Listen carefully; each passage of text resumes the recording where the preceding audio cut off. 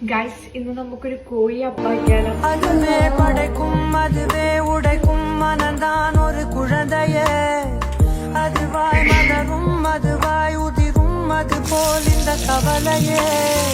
நாள்தோறும் ஏதோ மாறுதல், வானும் மண்ணும் வாழும் மாறுதல், பேசாமல் வாழ்வை வாழ்ந்திருப்போம்.